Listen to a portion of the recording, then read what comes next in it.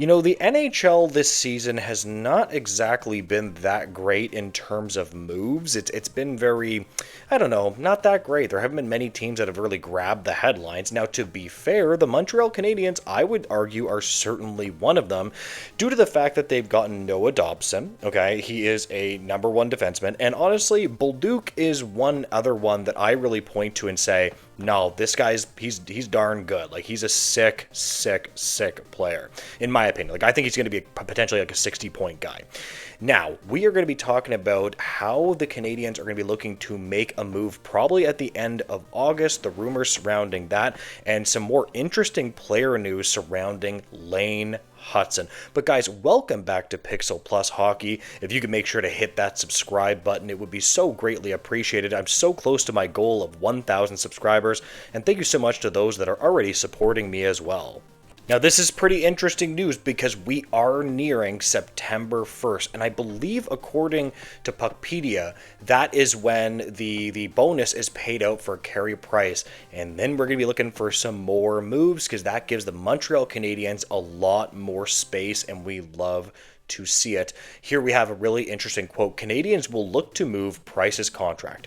According to Marco D'Amico of RG.org, the Montreal Canadiens are adopting a patient approach this offseason, waiting to move a major contract before making significant trades. Close quote.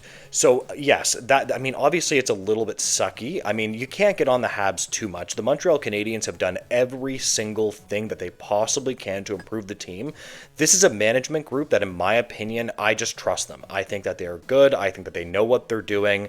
I think that, you look at them getting undervalued players, like Bolduc. You look at them waiting until they can move Carey Price's contract. You look at them getting Noah Dobson for 2 first-round picks. And by the way, those 2 first-round picks are not, more than likely, they are not going to be a number one defenseman. So that is an excellent move in my books. And here we have another really interesting quote. General Manager Kent Hughes is limited by Carey Price's $10.5 million cap hit, which won't ease until Price's $5.5 million signing bonus is paid September 1st. After that, Price's actual salary drops to only $2 million, with 60% covered by insurance, creating valuable cap space.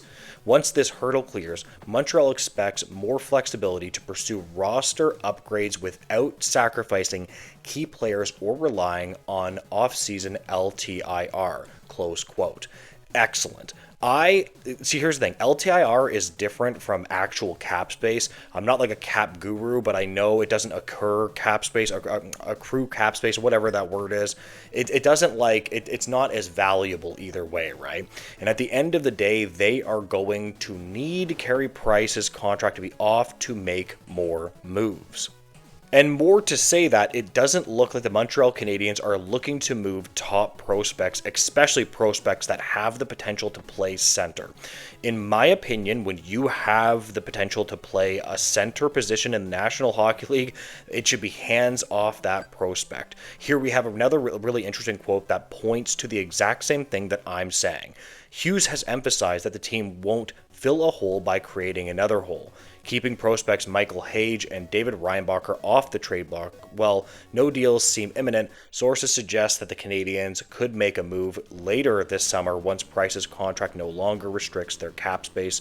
Close quote. So here's the thing. I actually kind of disagree with Reinbacher. Reinbacher is a player that I would consider moving. He has had injury issues. Not that he's useless. I still think he's going to be good, but he worries me with his injury issues. I know he's a right shot defenseman, though, and that does give him a higher level of value. I'm going to completely admit that. I understand that. But he is also a big trade chip. It's weird. I just wish he had more of a track record of playing so you could point to at least his AHL time and say, hey, look at this. And it would almost inflate the asset for the Canadiens so they could get more. The only thing that's against what I'm saying is that you might be trading Reinbacher at a low. So if you want to move on from him, you kind of want to wait till he almost has a good season. I know that sounds kind of weird, but trading a stock at the lowest price is never a good decision.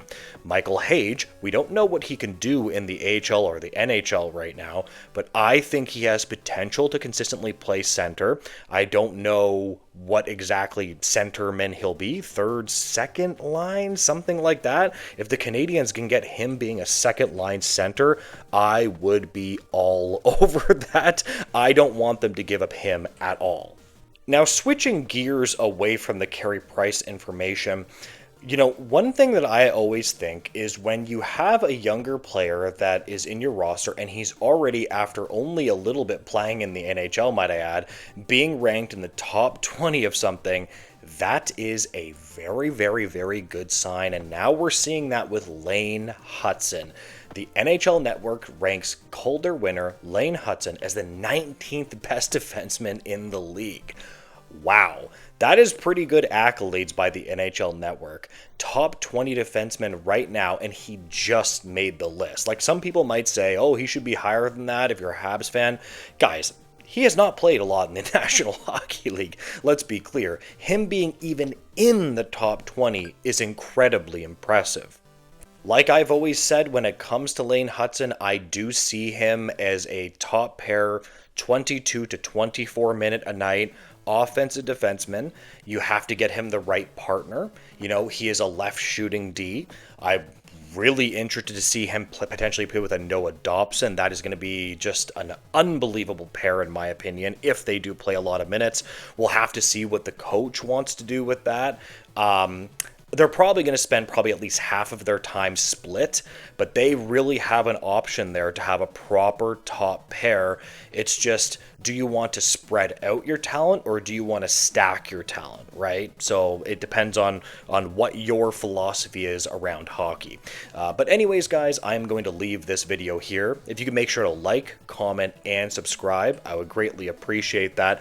And make sure to have a great day. Goodbye, guys.